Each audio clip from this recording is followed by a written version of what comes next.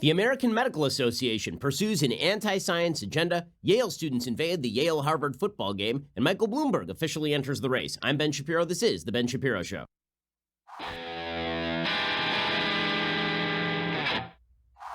The Ben Shapiro Show is sponsored by ExpressVPN. Why haven't you gotten a VPN yet? Visit expressvpn.com/Ben and make the magic happen. Okay, so I want to begin today with a non-impeachment related story. That's because, frankly, I'm tired of the impeachment stuff. I don't think it's going anywhere. We'll get to those updates in a little bit, but the media's outsized attention to impeachment is obscuring the fact that there's some deep systemic change going on in the United States with regard particularly to hot-button social issues. And a lot of this is being pushed by folks who have an anti-science agenda inside the scientific community.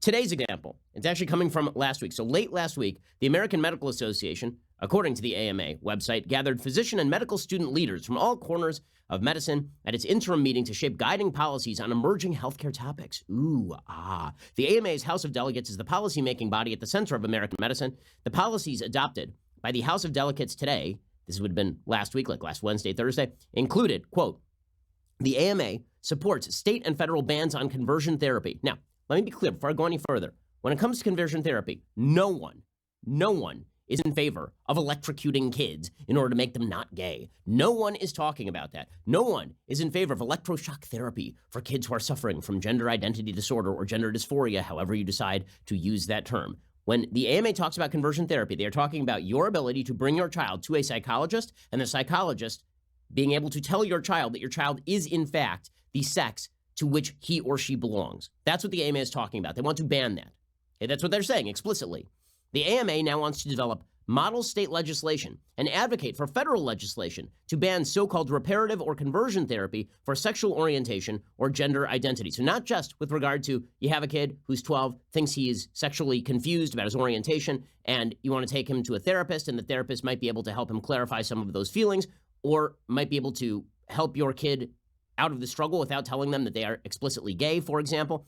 Not only banning that, right? Not only banning that, and not just banning it for adults, but not just banning for children, banning it for adults, right? So what the left would like is for there to be taxpayer-sponsored sex changes. But if you are 21 years old and you are bothered by your sexual orientation and want to talk to a psychologist, it would be illegal for the psychologist to talk to you about this in any way other than to affirm that you are indeed gay. But we're not just talking about homosexuality here or sexual orientation. We are talking specifically about gender identity. So you bring your 5-year-old to a psychologist because your 5-year-old is expressing that they believe that they are a member of the opposite sex. The AMA wants to ban the psychologist from telling your kid that your kid is actually a member of the sex to which they belong. So you bring your 5-year-old son to the doctor because your 5-year-old son keeps maintaining he is a girl.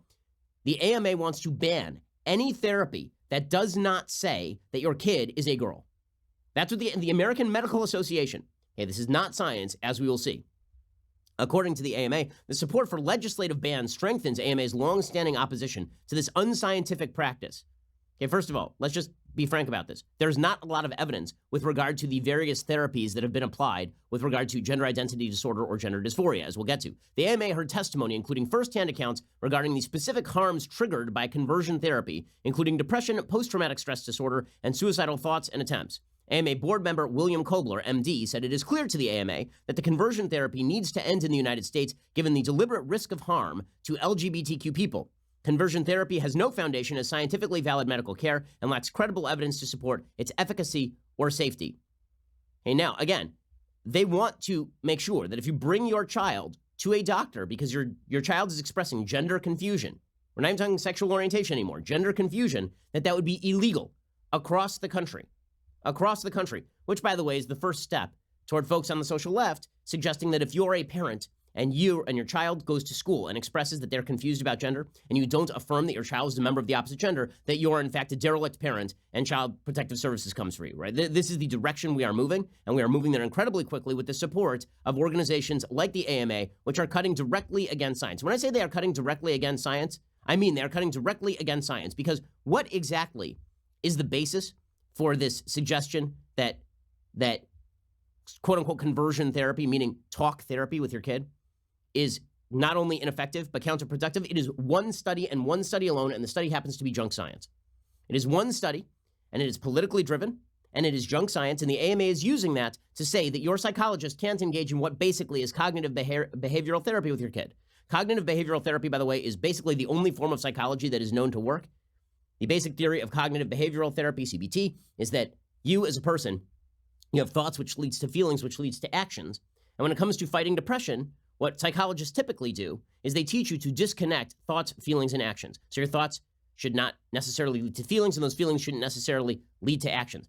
Basically, the AMA wants to ban that with regard to children who are experiencing gender confusion, who may not understand the difference between boy and girl. And they're basing this all on one study, basically. One study. And they're open about this. They're basing it on one study completely. That study was a study published in the journal JAMA Psychiatry. Okay, and the study is just garbage. I'll explain in just 1 second. First, let's talk for a second about getting ready for work in the morning. So, you want shaving to be super simple, right? You want everything there in front of you, but how often do you run out of the product that you're looking for in the morning? And you're like, oh gosh, now I got to go over to the drugstore and I got to pick up what I need. Well, what if all of that were just available easily to you, like on your nightstand, is ready to go, right there in the bathroom? Well, this is where Dollar Shave Club comes in. When I talk about Dollar Shave Club, I can't stress enough the quality of their products. They spent years developing, crafting, and refining everything. They have everything I used to look, feel, and smell my best. You name it, they've got it, and I use it. I've been a Dollar Shave Club member for years. I love their Amber Lavender Body Cleanser. It is soothing. It is wonderful. They've got the aftershave that really smells terrific. They've got everything, right? Dollar Shave has you covered from head to toe, literally. They've got everything you need to shower, shave, style your hair, brush your teeth, and more. Dollar Shave Club can keep you automatically stocked up on the products you use. You get what you want whenever you need it, whether that's once a month or a few times a year. As a Dollar Shave Club member, I know what I'm getting is the highest quality, and right now, you can put the quality of Dollar Shave Club's products to the test. Their Ultimate Shave Starter Set has basically everything you need for an amazing shave. They've got the executive razor, the shave butter, the prep scrub, the post-shave dew. They got it all, man. The best part is you can try it for just $5. After that, the restock box ships regular-sized products at regular prices. Get that Ultimate Starter Set for just $5 at dollarshaveclub.com/Ben. That is dollarshaveclub.com/Ben. Okay, so as I say, the American Medical Association, on the basis of literally one study, is now calling for a nationwide ban on what they call conversion therapy. And the very term conversion therapy is an attempt to conflate bad old conversion therapy, meaning like people being electroshocked when people thought they were gay, right, which no one is for, again, for the 5th time this show, with the basic idea that if I bring my kid to the doctor, my kid is gender confused, that the doctor is allowed to tell them that they are actually their genetic self, right, that they are actually a boy or they are actually a girl. The AMA wants to ban that outright. They want a federal ban on that from the federal government, and they are basing this on one study, and the study is done by an activist, of course, because nothing in this area has anything to do with science, right? The person who released the study is a guy named Jack Turbin. He's the lead author. Jack Turbin happens to be an activist on this issue. And he states openly that the study was done in order to prove a case that he already believed. Turbin claims that the study was, quote, the first study to show that gender identity conversion efforts are associated with adverse mental health outcomes, including suicide attempts, and that previous reports showing the negative effects of conversion therapy have focused on efforts to change a person's sexual orientation rather than gender identity. And then Turbin turned to its political and legal value. He said, this is important because some experts continue to advocate for gender identity conversion efforts for young children. It's not a conversion. It's not a conversion. Okay, you are what you are. Unlike sexual orientation, where your feelings are the actual thing at issue, when it comes to gender identity, what is at issue is that your feelings are at odds with your actual biology. Right? This is a very different thing. Sexual orientation and gender identity are not the same in a variety of ways, including the fact that gender identity is inextricably connected with your biology, and your biology is reflected in your gender identity. And pretending that when the two are at odds, that this is not a big problem is ridiculous. When it comes to sexual orientation, again, your feelings are your feelings, but they are not at odds with your biology. Okay, when you are saying that your identity is in direct conflict with your biological sex, that is not a conversion attempt to say your biological sex exists and you need to change your thinking about your biological sex. That's absurd. Turbin said, we hope our findings contribute to ongoing legislative efforts to ban gender identity conversion efforts. In other words, the study was done explicitly with this goal in mind. And as it turns out, like many studies that are done with a specific end in mind, the study happens to be a piece of crap. It was published with vast coverage in the media just last week in September in the journal JAMA Psychiatry. These were researchers affiliated with Harvard University and Massachusetts General Hospital. They also happen to be professionals who are associated deeply with the LGBTQ cause. There are a bunch of problems with this study. And there's a good deconstruction of this study by a professor of sociology named Mark Regnerus. The biggest problem with the study is that it is a self-defined survey. In other words, it's an opt-in. Okay, so it was a survey that went out to a bunch of people who were deliberately identified as people who had relationships with transgender causes. So it's basically like sending a survey to activists. In other words, it is non-representative. And not only is it non-representative, it misses the entire point. It misses the entire point because if you send a survey out to people who identify as transgender and you ask them whether quote unquote transgender conversion therapy worked for them when they were kids or whether it was damaging, what do you think they're going to say? That's like sending out a survey to a bunch of divorced adults and asking them how marriage therapy went and whether it's useful or whether it made them feel bad. They're divorced. You would imagine that marriage therapy made them feel bad. It's ridiculous. I mean, it's like sending out a survey to people who have had a recurrence of cancer and asking them whether chemo made them feel bad or whether it helped them. Yes, well, once you know they've had a recurrence of cancer, then the chemo didn't help them all that much, did it? And well, the problem is this. For a huge, huge number of kids who experience gender confusion at some point in their young lives, they grow out of it. Like 80% of kids who experience gender confusion when they're 5, 6 years old grow out of it. And that's low-end estimates. Anywhere from 50 to 80% at the low end. None of those kids got surveyed. None of these people got surveyed. Instead, you surveyed the people who are most likely to identify as depressed and upset and are openly identifying as transgender. What do you think they're going to say when they said they saw a psychologist who said to them that they were a member of their original sex? It's an absurd survey on its face. Not just that, as Regnerus points out, the study fails to define or even distinguish what it even means by gender identity conversion therapy, right? That conversion efforts. It comes from a solitary question respondents were asked, quote, did any professional, such as a psychologist, counselor, or religious advisor, try to make you identify only with your sex assigned at birth? In other words, try to stop you being trans. That's the survey question. Okay, so that is literally anyone who did not just give you perfect affirmation of the idea that you were a member of the sex to which you were claiming identity. And they're saying that that is in and of itself damaging. So anybody who once said to you, no, you know what, you're not a woman, you're a man, that was conversion therapy under this particular definition. Stephen Levine, psychiatrist and longtime gender identity expert, highlights the quandary facing professionals attempting to counsel transgender patients on the biological, social, and psychological risks posed by any treatment approach. Such risks are real and ought to be discussed, but if you do give somebody ethical informed consent, then that is trying to stop you from being trans. So in other words, if you say to somebody, listen, if you actually want to commit a surgery where you mutilate your genitals, I mean, that is what the surgery does. That is going to carry with it certain risks. It's going to be a very hard process. It's going to carry with it certain medical risks. If you say that, that could be seen as gender identity conversion therapy under this survey. As Regnerus points out, the authors of the JAMA Psychiatry study following the USTS's survey measurement aren't interested in subtleties. The authors paint an entire class of cautious therapeutic approaches as intrinsically harmful, sending a clear message to psychiatrists and psychotherapists alike. Scientifically, we learn nothing of the respondents' motivations for interacting with the professional in the first place. You don't even know whether people were depressed going in and depressed coming out. Also, as Regnerus points out, the data come from a non-random opt-in survey, the USTS, that only targeted networked, self-identified transgender or non-binary persons by advertising their survey among active transgender LGBTQ and allied organizations. Which again is not only a non-random sample, you are specifically targeting people for whom the therapy did not work. Right? I mean, that is, again, the base point here. If you keep targeting people for whom a therapy didn't work and ask them whether the therapy is harmful or helpful, they will, of course, tell you that the therapy is harmful. But this is not a representative cross-section. In fact, it's not even a representative cross-section of transgender people.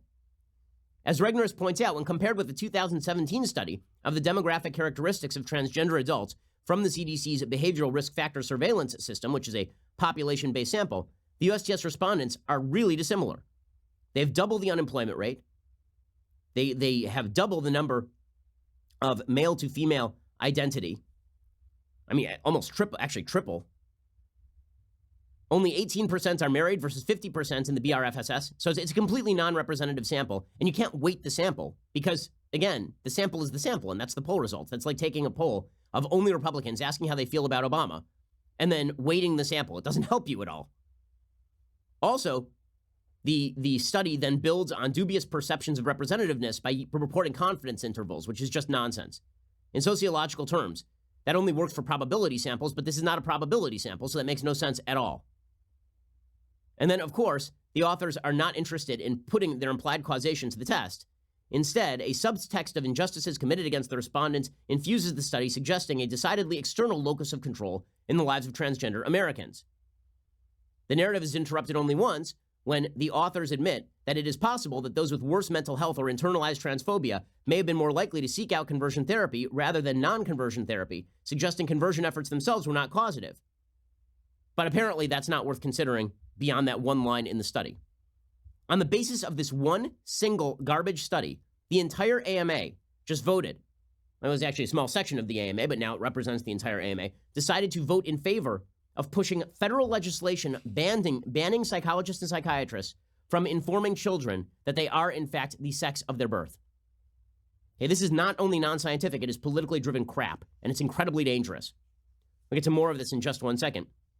First, let's talk about the fact that it is open enrollment season. It is indeed open enrollment season, and that means that it is time for you to look up your life insurance. You're a responsible adult, right? Well, but when you look it up through your employer, here's the problem. You're probably only going to get like 1/10 what you need. What you actually need is a better life insurance policy that actually isn't tied to your employer, and this is where Policy Genius can help. Policy Genius is the easy way to shop for a life insurance plan that is not tied to your job. In minutes, you can compare quotes from top insurers and find your best price. Once you apply, the Policy Genius team will handle all the paperwork and the red tape. The life insurance you buy through Policy Genius does stay with you, even if you leave your job. And Policy Genius doesn't just make it easy to get life insurance, they can also help you find the right home and auto insurance, disability insurance as well. So, when you're looking at your workplace benefits this month, make sure to double-check your life insurance options. Then head on over to PolicyGenius.com to get quotes and apply in minutes. Policy Genius, it's the easy way to compare and buy life insurance. Go check them out at PolicyGenius.com. Again, be an adult. Make sure you get the life insurance your family needs, and auto insurance, and home insurance, and disability, all the insurance you need over at PolicyGenius.com, where competitive shopping helps you. PolicyGenius.com. Okay, now this has been a long-time trend, unfortunately, with regard to political hot-button issues in the American Psychiatric Association, which produces the Diagnostic and Statistical Manual of Mental Disorders, for example, and in the AMA, is politics driving medicine and not the other way around. This is why the DSM-5 reclassified gender identity disorder not as gender identity dysphoria, but as gender dysphoria, based on no evidence, by the way. Nothing changed about the diagnosis of gender identity disorder. Instead, they simply listed it as gender dysphoria, and then they acknowledged in the DSM-5 why they did this. They said it was to remove stigma,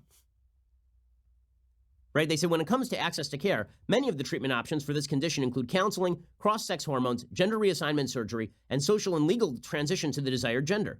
To get insurance coverage for the medical treatments, individuals need a diagnosis. In other words, they're even saying that if it had been up to them politically, they would have removed gender dysphoria as a diagnosis at all from the DSM-5, which is insane. So you walk into the doctor and you say, listen, I feel like a lady today. I feel like a natural woman. And the doctor's supposed to go, perfectly normal. Everything's good. But just so we can make sure that you're covered by your insurance, we'll call it gender dysphoria. But really, there's nothing wrong with you unless you get depressed because of your gender dysphoria. They say part of removing stigma is about choosing the right words. Replacing disorder with dysphoria in the diagnostic label is not only more appropriate and consistent with familiar clinical sexology terminology, it also removes the connotation the patient is disordered. But of course, your gender identity is disordered. Ultimately, the changes regarding gender dysphoria in DSM-5 respect the individuals identified by offering a diagnostic name that is more appropriate to the symptoms and behavior they experience without jeopardizing their access to effective treatment options. There is literally no evidence that gender identity disorder is not a disorder. All of this was just determined by a bunch of politically active people inside the APA. And you've seen the same thing inside the AMA. Now, why does all of this matter? Because the goal in all of this is to use science as a lever in order to bully parents. This is where this is going, right? The headlines on that original study that I talked about, which is, again, a garbage study, has serious, serious flaws with it. Here is the study from the Washington Post. Headline: Conversion therapy associated with severe psychological distress in transgender people, study says. Science magazine: new study reveals risks of transgender conversion therapy. New York Daily News: trans adults who try professional help to change gender identity are twice as likely to commit suicide, new study finds, except that the study was, again, flawed from the outset. It was specifically based on people for whom the therapy had obviously failed. It did not survey anyone who had previously identified as trans and grew out of it, which again is up to 80% of people who had some form of sexual identity confusion, meaning gender identity confusion. It's absolute nonsense. Okay, but based on this, apparently that is enough to change the entire medical diagnosis of a specific subset. And then the goal is going to be exactly what it has been for years. Again, it's not going to stop with your kid has a problem and you can't bring them to a psychologist or a psychiatrist to get some, even watchful waiting, right? There are a few different treatments that have been considered here. One is the overt rejection. No, this is not true. The second is watchful waiting, which is you don't affirm the chosen quote unquote gender of the child. Instead, you just say, listen, we're going to wait on this and we're going to help you through whatever pain you're experiencing, and then we'll see if you grow out of it or you don't. That itself could be classified as gender conversion therapy. Instead, the left only wants gender affirmation. Only gender affirmation. And they will push this through. Okay, the way this will work is that eventually, as soon as a kid goes to a public school, and the public school hears that your kid is saying that they are a member of the opposite sex, and the kid comes home, and you say, no, you're not. You're a boy. If you're a boy, you're a boy. And your kid goes back to school, they'll call CPS on you. That is where this is moving. There's a great piece in National Review about all of this, latest issue of National Review by Madeline Kearns called The Tragedy of the Trans Child. And she talks specifically about the ridiculousness of where all of this started. She says, humans are a sexually dimorphic species. Females produce eggs and bear offspring. Males produce sperm and impregnate females. The existence of disorders of sexual development, or more imprecisely and potentially offensively, intersex persons, and the need for greater social understanding of them in no way collapses this distinction. In the 1950s, the relationship between the terms sex and gender, the latter of which applied chiefly to grammar, began to change as sexologists coined the phrase gender identity to denote the sex that one believed one was. And then, of course, there was a very famous case in the 1960s where a psychologist named John Money conducted a twin study in which a male baby, Bruce Reimer, with a damaged penis was raised as a girl. His brother Brian was raised as a boy. Money instructed the parents to raise their children to believe that Bruce was really a girl called Brenda. To make a long story short, both brothers ended up killing themselves. I mean, that is not particularly surprising given the fact that biology is biology. The fact is that children cannot make rational decisions. Not providing them the care that they require is an act of evil.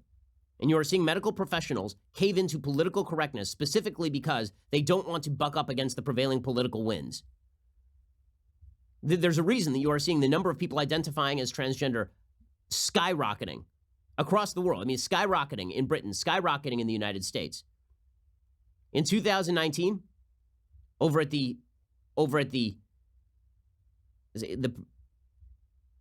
Britain has a huge gender youth clinic, It is now around, apparently, in 2009, they took in 100 kids a year in 2009 at this huge youth clinic in Britain. Now they are taking in 2,500 kids a year. Do you think that is a natural reflection of biology, or do you think that maybe this has to do with the politically correct notion that if your kid is gender identity confused, that the best thing you can do is immediately get them into a program that reinstills the confusion? Sky News reported hundreds of young transgender people are now seeking help to return to their original sex, but you're not allowed to talk about any of this in the general medical community. If you do, you are considered a science denier. Psychology Today published that study I talked about before, where with the Harvard psychiatrist and medical researcher Jack Turbin, where he published the summary. A bunch of medical professionals pushed their critiques in the comments. Psychology Today simply deleted their comments. This is all misinformation, or a huge percentage of it is misinformation, but as long as you pretend that it's science, you can pretend that people who stand in favor of actual biological science are the actual science deniers and that their children should eventually be removed from them. By the way, if you think that that's a scare tactic, I promise you, it's already coming to Canada, and it is not long before it comes to the United States as well. These sorts of culture wars do matter. You saw this in James Younger in Texas. It's going to come to the rest of the country. It will if the social left has its way, the radical social left. I would imagine even most liberals don't believe in this sort of nonsense. But the media do, and so they will continue to push it. In a second, we will get to more bad science being pushed as virtue in just one second. First, let's talk about why you need to protect your data. Have you ever wondered why internet access is so much cheaper these days, like $30 or $40 a month? It's because internet service providers aren't just making money off the subscription fees. Very often they're making money from knowing your internet activity and then selling your data to big tech so that they can monetize that data. Well, that data belongs to you. Also, they're hackers. They are looking for your information. They want it so that they can grab your credit card and then use it to buy nice things for themselves. Why should you hand over that information? Instead, you should protect that information with ExpressVPN. As we speak, right now, there's a huge fight going on in Congress where ISPs are lobbying against encrypted DNS in browsers. Encryption makes it much harder to spy on you. ISPs don't want that. Well, the best way to make sure that 100% of your data is encrypted from that ISP is with ExpressVPN, because ExpressVPN effectively creates a secure tunnel between all your devices and the internet, so everything you do online is encrypted. Not even your ISP can track and collect data on you. ExpressVPN does work on all your devices, smartphone, works on your smart TV, on your tablets. You need to protect your data. Protect it at expressvpn.com/Ben. Visit expressvpn.com/Ben to get 3 extra months of ExpressVPN protection for free. That's expressvpn.com/Ben to learn more. Okay, meanwhile, speaking of bad science being pushed in the name of virtue, over the weekend, something incredibly stupid happened. So there was a Harvard-Yale football game. Hundreds of climate change activists swarmed the field during halftime of the football game. They delayed the action for nearly an hour as students chanted "OK Boomer" while police made arrests and issued summonses for disorderly conduct.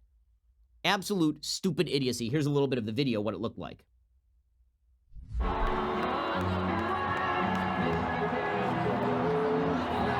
Students sitting on the field, in the middle of the field, people cheering. Oh, so much virtue, insane levels of virtue. There they are on the field at the Yale-Harvard game, striking on behalf of no one understands. Striking on behalf of what? Protesters sat at the 50-yard line at the Yale Bowl in New Haven, Connecticut, arms linked and chanting as banners echoed calls for urgent change, championed by lawmakers and activists around the country. This is an emergency, one sign read. Yes, I am sure that we are going to deprive third-world peoples of their access to carbon-based fuels because a bunch of privileged yuppies who go to Yale and Harvard tell other privileged yuppies at Yale and Harvard they need to cut their investment in carbon fuels. Absolute idiocy. A Yale spokesperson expressed disapproval of the interruption. A Harvard representative said the school respectfully disagrees with divestment activists over how to confront climate change. Naturally, the students were thrilled. The administration allowed this to go on, by the way. The Yale authorities should have immediately arrested everybody because that is just a public act of criminality. And I promise you, if that had been 500 kids rushing the field to protest on behalf of not aborting babies, they would have been arrested within 5 seconds, and you wouldn't get the large cheers. Officials asked protesters to leave very nicely. They always have to be very delicate with these kids. Another 100 students unaffiliated with the Divest movement walked onto the field to join them. Some fans booed said the protest humiliated the schools, because it did. Chuck Crummy, 68, who attended the game with his son, a former Yale football player, said, "They're all supposed to be intelligent people. Looks like there's a lot of common sense missed their generation. Goes to show this generation is all about themselves and not a football game." Roy Emanuelson said of Yale, which entered the game 8-1, "They're playing for the Ivy League title here, maybe costing the Ivy League championship." By the way, because of this delay, which lasted an hour, the game almost had to be called on behalf of darkness because they don't have lights at this stadium. Police arrested the protesters. They didn't plan to leave the field any other way. They want to show that they are real heroes. Real heroes. They're just like MLK going to Birmingham jail. That's exactly what's happening here. New Haven police didn't provide comment. The protest caused a delay of little over an hour and caused the game, which went into double overtime, to end in near darkness because the Yale Bowl does not have lights. Naturally, what you saw is a bunch of Democrats cheering this thing. Advocates of divestment have expressed impatience as school officials say true independence from fossil fuels is impossible to achieve and argue they can use their positions as shareholders to sway companies' practices. Apparently, they want Yale and Harvard to stop investing in any company that uses fossil fuels, which is to say all the companies. Harvard's captain then virtue signaled over all of this. Of course, Harvard's captain, and Harvard wasn't competing for the Ivy League championship. Harvard stinks this year, from what I can see. And I say that as a Harvard Law alum. Here's Harvard's captain talking about how vital it was for students to delay a Harvard-Yale football game to demonstrate that climate change is bad, and the sun is bad, and people using carbon fossil fuels is bad. At this moment, both of our institutions continue to invest in the industries destroying our futures. And when it comes to the climate crisis, no one wins. Harvard and Yale can't claim to truly promote knowledge while at the same time supporting the companies engaged in misleading the public, smearing academics, and denying the truth. That's why we're joining together with our friends at Yale to call for change. In solidarity with my friends at Fossil Fuel Divest Harvard and Fossil Free Yale, who disrupted today's proceedings, many of my teammates and I are wearing orange wristbands, the color of the Divest movement, after the game. We're coming together to call upon Presidents Bacow and Salavi to divest from the fossil fuel industry now, for the sake of our generation. Okay, really, for the sake of your generation, you're going to divest from fossil fuels? What does he think it took to make the iPhone that he's presumably speaking into? He's wearing a Nike shirt. Do you think Nike might use a little bit of fossil fuels? Just a little bit? I mean, the whole thing is absurd. It's absurd. None of this is designed to actually accomplish anything. It's all designed to virtue signal on behalf of crap solutions that don't actually accomplish what they seek to accomplish. The same people who are pushing this kind of stuff say that we can't use natural gas, which has been solely responsible in the United States for every decline in emissions. And also, we are not supposed to use nuclear power, which would be the other available alternative. It's just silliness. The Harvard has about $39 billion of endowment investment in fossil fuels, and Harvard faculty members are calling for divestment from all of that.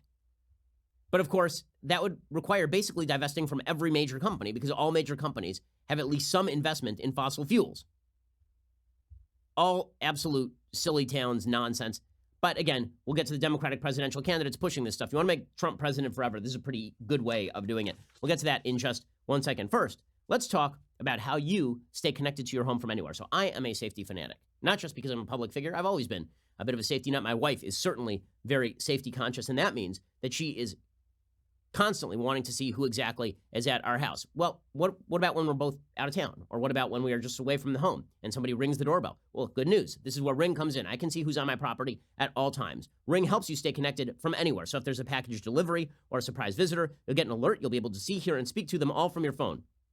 If you're on the go this season, whether it's across town or across the country, you can check in anytime for some much-needed personal peace of mind. Again, I love Ring. We have a ring of security all around our property. As a listener, you have a special holiday offer on that Ring Welcome Kit available right now with a Ring Video Doorbell 2 and a Chime Pro. The Ring Welcome Kit has everything that you need to keep an eye on home, no matter what this holiday season brings. With Ring, you're always at home. Just head on over to ring.com/Ben. That is ring.com/Ben. Additional terms may apply. Ring.com/Ben. Make sure that your property is protected and that you know about it. Go to ring.com/Ben. Okay, in just a second, we're going to get to the rest of this virtue signaling by these Democrat crazies, and then we'll get to the 2020 race where Michael Bloomberg is jumping in, but you can't do that until you subscribe. And there are a bunch of reasons to subscribe. So, for example, if you haven't been listening to Andrew Klavan's fantasy podcast, Another Kingdom, you need to go to dailywire.com right now and subscribe to catch up, because today at 7 p.m. Eastern, 4 p.m. Pacific, Andrew and Michael Knowles will be sitting down together to discuss the final season. They will also take subscriber questions live from the fans.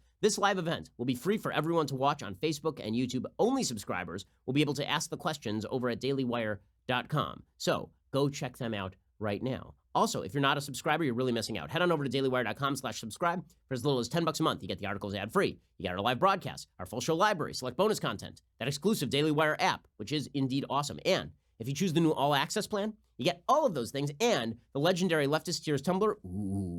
So good that Elizabeth Warren badly copied it, just like she did her healthcare plan from Bernie Sanders. You also get our brand new Ask Me Anything style discussion feature that allows you to engage our hosts, writers, special guests on a weekly basis. So stop depriving yourself. Come join the fun over at dailywire.com/subscribe. Make the magic happen for yourself. I mean, Thanksgiving is this week. Christmas is coming. It makes a great gift for anybody. Go get the Daily Wire subscription now. Join the team. We're the largest, fastest growing conservative podcast and radio show in the nation.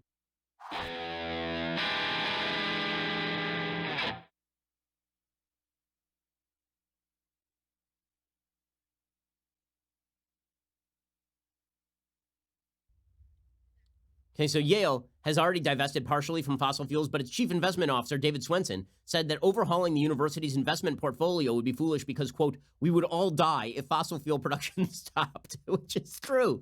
That's true. He said every one of us in the room is a consumer. Also true. The whole thing is idiotic, and the fact that Yale authorities went along with it, the fact that Yale let these kids stop the game for an hour to be obnoxious, it's pretty ridiculous on its face. But this is what we do now. This is what we do. As we'll see in a second, the left loves disrupting cultural events to push stupid politics. So Bernie Sanders was super happy with all this. Well, first of all, Bernie went dancing over the weekend. I just had to play this tape because Bernie dancing is always a sight to behold. Here is the geriatric socialist cutting the rug, tripping the light fantastic at one of his campaign stops. It is a thing that actually happened. My favorite is when he sort of loses the beat and things start to get very awkward. So that's going to happen any second. There we go. Now he's just like, I don't even know why I'm here. Oh, man. Bernie just cutting loose from 1932. Good stuff. Well, Well, he tweeted support for these idiot protesters. He tweeted out that he was very happy with them. He tweeted, when people come together to stand up for justice, we win. You're going to have to explain how people win because a bunch of people stopped a football game. Congratulations to the young people demanding a sustainable future for our planet. We are with you in this fight. By the way, all those young people, you know what they can do today? They can give up those Harvard and Yale scholarships for third world people who wish to come here and not engage in fossil fuel use the rest of their lives. They can do that. Or alternatively, they can pretend that they are very virtuous while they go down there and selfie themselves with their iPhones created with the use of fossil fuels. Julian Castro, the most irrelevant of all possible Democratic candidates, said, from the March for Our Lives to worldwide climate strikes, students and young people are leading the charge to protect their futures. I'm inspired by their efforts to hold their universities to a higher standard.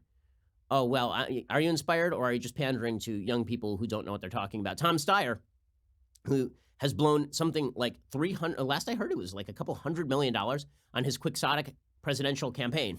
That currently has 0% support. He says, these students have it right. Nobody wins when we're complicit in climate injustice. Institutions like Harvard and Yale must be leaders in the fight to address the climate crisis. Really? I mean, they're doing all the research. And then you've got AOC, who naturally, with her massively impressive degree from BU in economics, tweets, activism disrupts the present to change the future, with an emoji of a globe. Wow, she used a globe emoji, guys. She's serious. She's very serious. That's a globe emoji. You know what that means? That means that she's thought this one through. Activism disrupts the present to change the future. Any other nostrums and truisms you'd like to dump on us here, AOC? Absolute genius. I mean, this sort of stuff is why it's almost impossible to take many climate change activists seriously. They don't provide solutions. Okay, so I did a speech at Boston actually this one was at Baylor University last week. In the speech at Baylor University, I spent probably 15 minutes talking about climate change. I talked about possible solutions, and one of the things that I talked about is the fact that according to the left, there's no need for a solution. This is all about yelling at the problem. If you just yell at the problem, then it's going to go away. So if you show up at a Yale-Harvard football game and you yell at the problem, then magically it gets better. But this is what so many on the radical left desire. They don't want solutions. They just want to yell about problems. And then they want to claim that they're victims when people point out that what they are doing is dumb. If you point out that this was a dumb protest that delayed a football game and nearly led Yale to lose its Ivy League championship, which, you know, look, in the grand scheme of things, that a big deal? No, but there are players on the field. It's a football game. It's not time for your climate activism. You want to do climate activism, sit outside the stadium. You'll get plenty of attention. But by disrupting and then being cheered on by Democrats, this is the same kind of garbage that students were doing in the 1960s, taking over universities, and the authorities were basically sitting there allowing people who are disrupting to prop their feet up on the desks and take over administrations. You wonder why more and more Americans look skeptically at college. This would be the reason.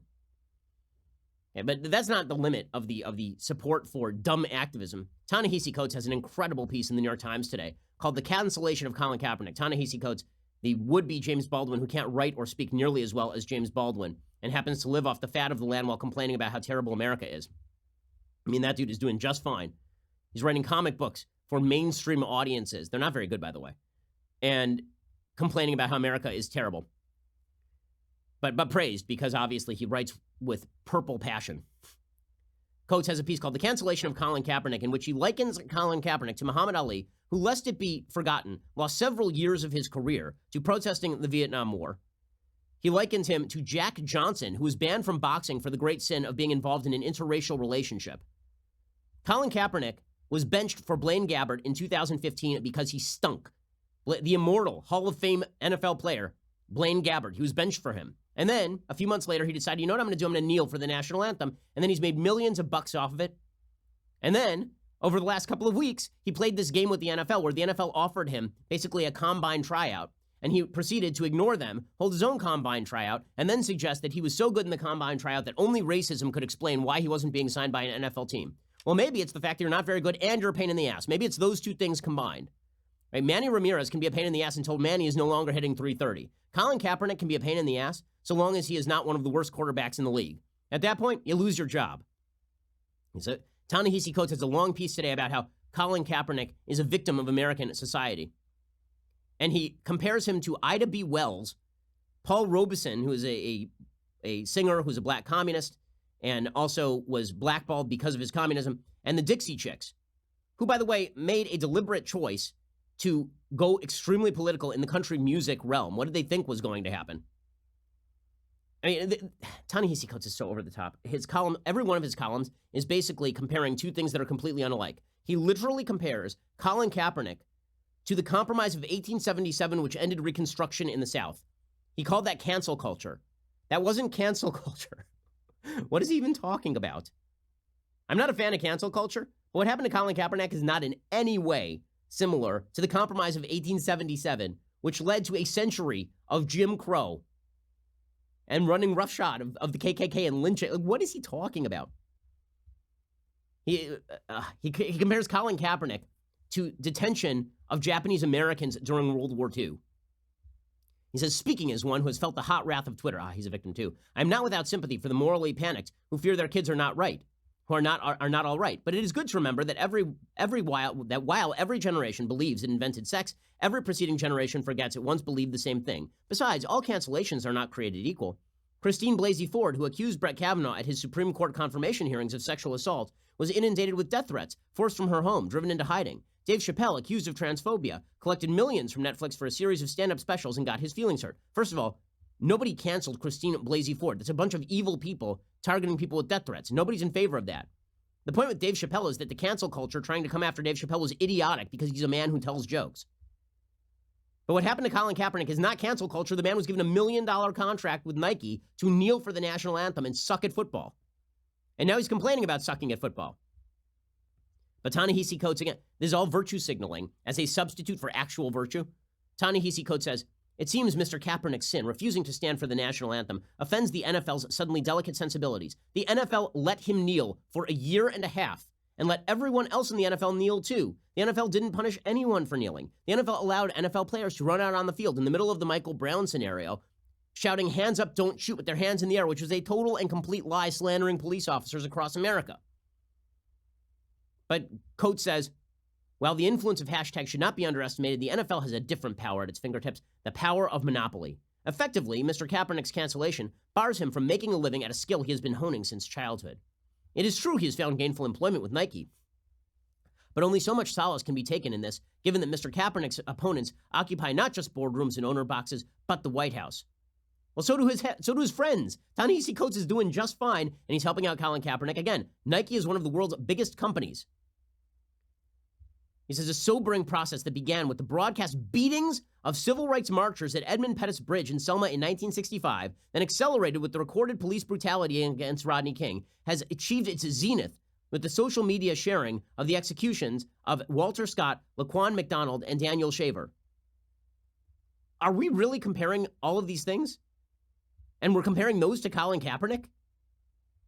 He says the new cancel culture is the product of a generation born into a world without obscuring myth, where the great abuses, once only hinted at, suspected, or uttered on street corners, are now tweeted out in full color. Nothing is sacred anymore, and most important, nothing is legitimate, least of all those institutions charged with dispensing justice. And so justice is seized by the crowd.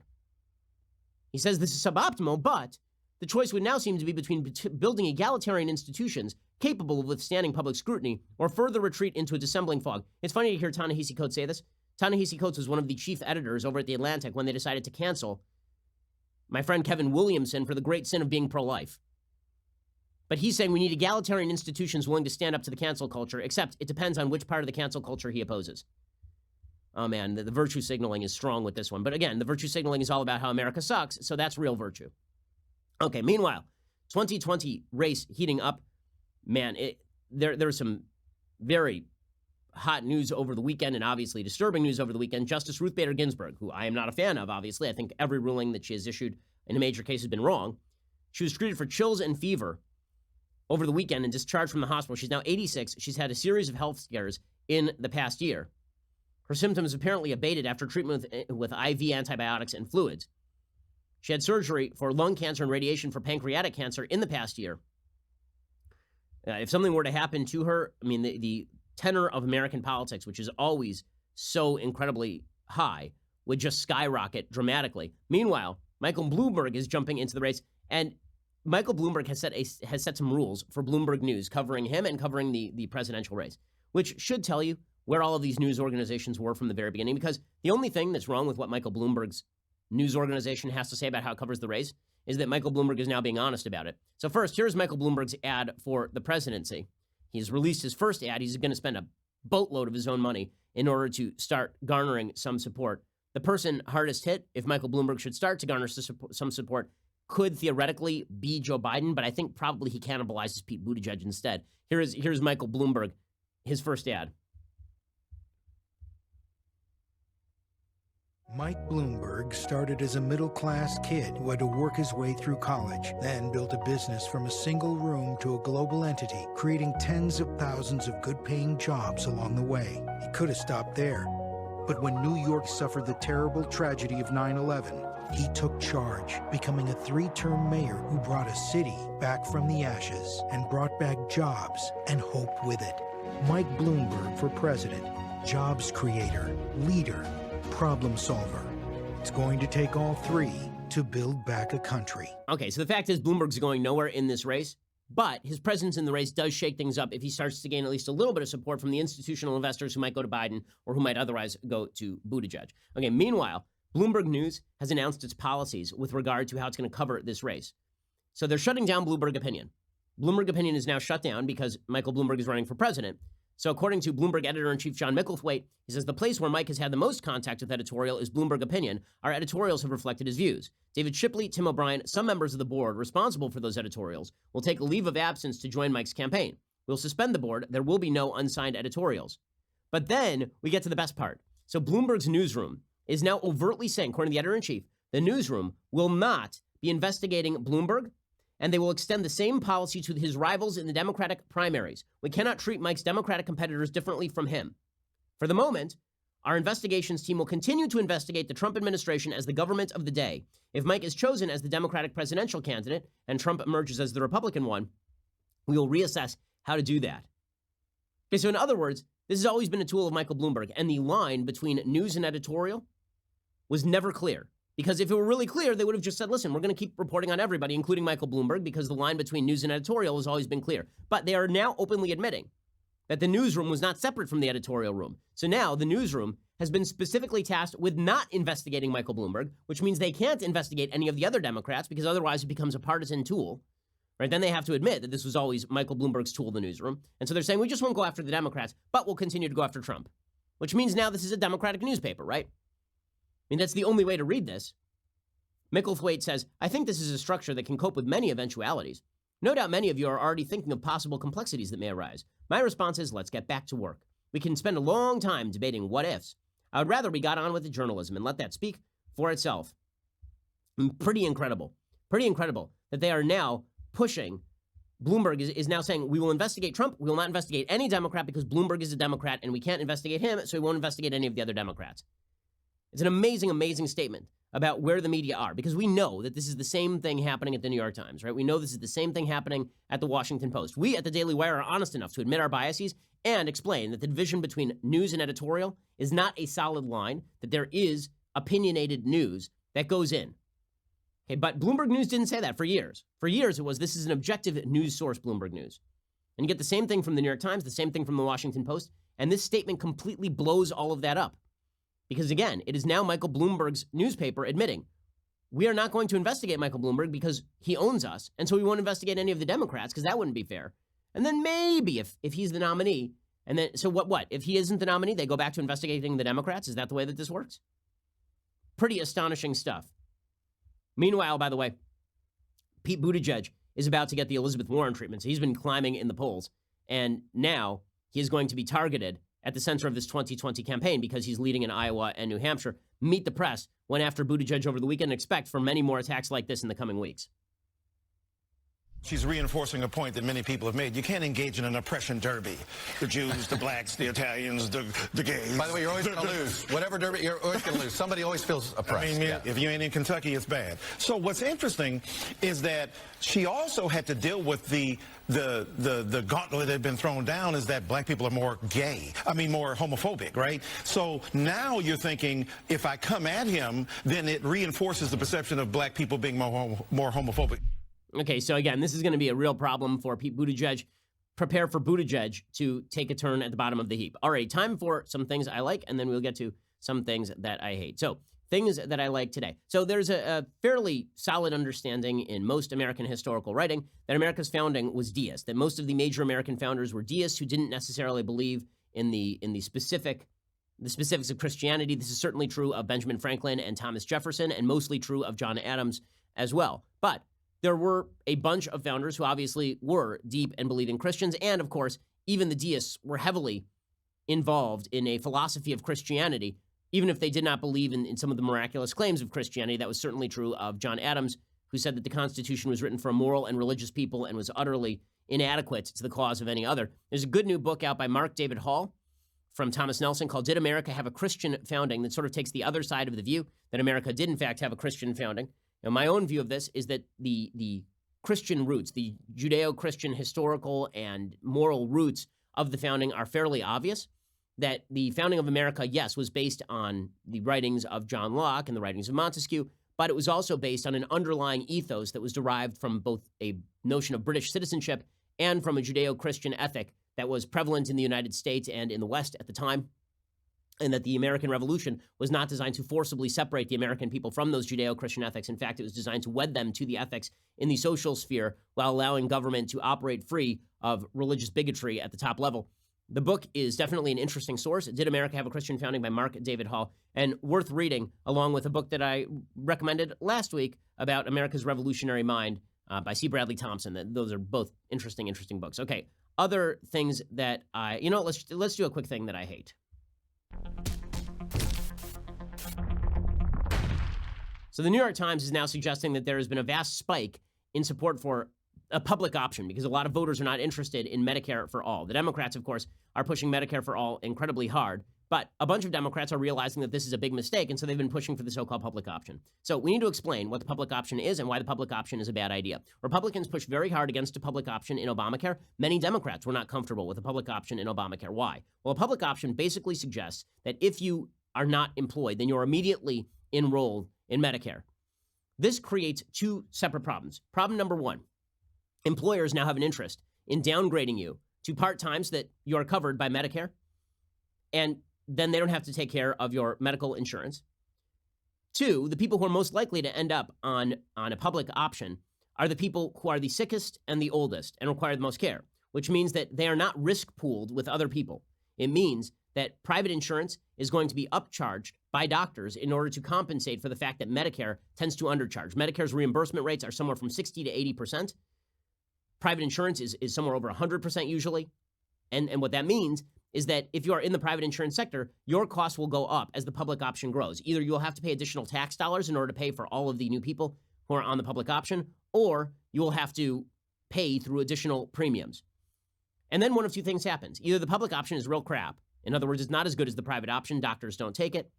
Doctors either have to be forced to take it, right, which is a cram down, or doctors are not forced to take it, in which case a lot of doctors decide they are not going to work with the public option because it undercharges them, right? It underdelivers in terms of their payments, in which case, again, they either have to be forced or the government has to raise the reimbursement rates. If the government raises reimbursement rates to the point where it's competitive with private insurance, then the government and Democrats and employers will use that as an excuse to push for a single-payer healthcare system, at which point when everybody is thrown onto the single-payer healthcare system, then the entire system goes back to being a system of scarcity.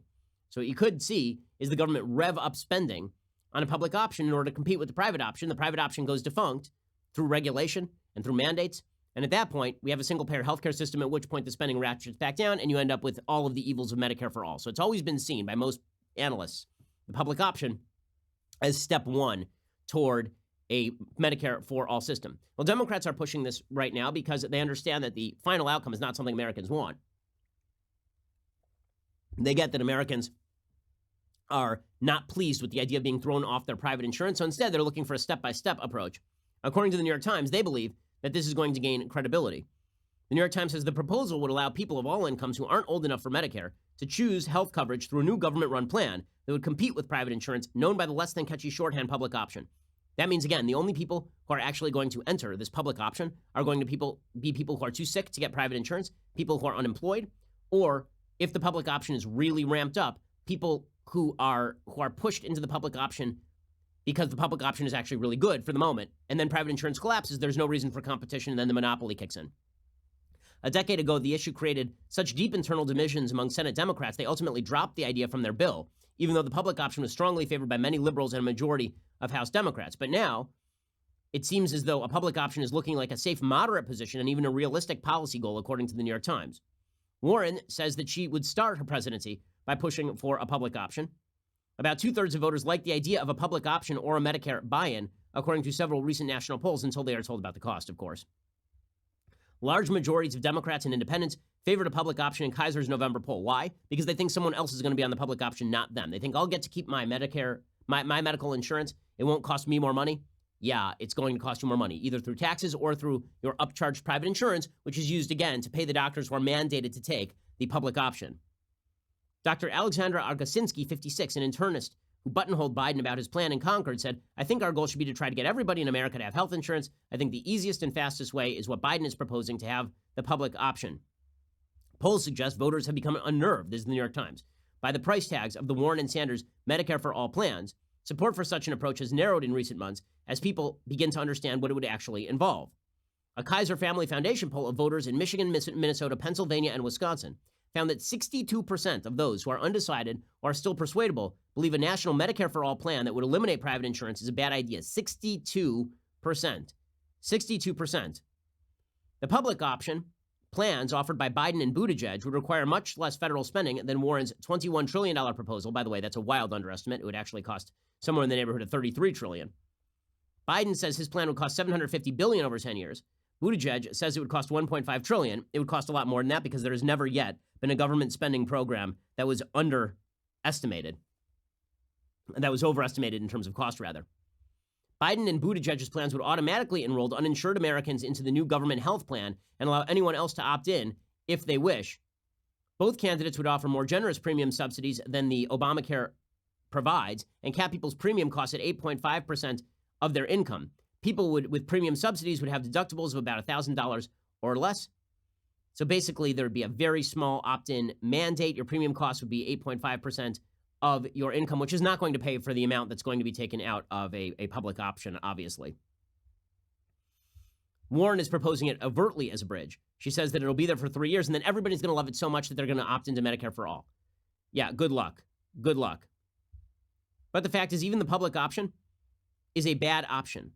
The public option has long been seen, again, as a first step toward nationalized health care, and trying to play it as some sort of a wonderful idea that is popular with the American people is really, it's a stretch. It's a stretch, but everything looks moderate. I mean, once you get to the point where a public option is seen as moderate, you've gone too far to the left. And everybody sort of acknowledges that a public option is a bad idea. Sima Verma is administrator of the Centers for Medicare and Medicaid Services. She has an editorial from July called, I'm the administrator of Medicaid and Medicare. A public option is a bad idea. This is according to the Washington Post, right? She says, a common proposal, the public option, would introduce a government-run plan into the commercial health insurance market, or alternatively allow consumers under 65 to buy into Medicare. Simply calling something moderate doesn't make it so. As an administrator of the two largest public health care programs in the country, Medicare and Medicaid, I can say these programs face major fiscal challenges. Those who seek to expand them do so because of their expected lower price tag on premiums, but there's a simple explanation that makes the low cost considerably less alluring. Public programs pay healthcare providers less than private payers. According to a study in Health Affairs, private insurance in 2012 paid hospitals approximately 75% more than Medicare did for similar inpatient services. Medicaid payment rates were even lower than Medicare rates. That's why a substantial proportion of providers, 30%, don't accept new patients on Medicaid. Rather than expand public programs for future generations, Americans are more interested in protecting the viability of these programs into the future. Further, low prices imposed on doctors and hospitals can't stop healthcare costs from rising, and they continuously do because someone has to pay the bill, namely everybody in the private insurance market. At the same time, a public option is backed by the federal government, which creates a host of problems. Public options can turn to taxpayers to bail them out, but private players have no such luxury. So they have to compete for consumers. But without market pressure on the bottom line, an expanded government plan would balloon uncontrollably, crowd out private options, push consumers off private plans, and reduce choice as private plans flee the market, which, of course, is exactly what's going to happen, and this is the plan. So anybody who sees Buttigieg and Biden's plan as some sort of moderate trade-off is just getting the answer wrong. It is not correct. Okay, we'll be back here a little bit later today with 2 additional hours of content. Otherwise, we'll see you here tomorrow. I'm Ben Shapiro. This is The Ben Shapiro Show. The Ben Shapiro Show is produced by Robert Sterling, directed by Mike Joyner, executive producer Jeremy Boring, senior producer Jonathan Hay. Our supervising producer is Mathis Glover, and our technical producer is Austin Stevens. Assistant director Pavel Wydowski, edited by Adam Sayevitz. Audio is mixed by Mike Coromina. Hair and makeup is by Jesua Olvera. Production assistant Nick Sheehan. The Ben Shapiro Show is a Daily Wire production. Copyright Daily Wire 2019. On the Matt Walsh Show, we're not just discussing politics. We're talking culture, faith, family, all of the things that are really important to you. So come join the conversation.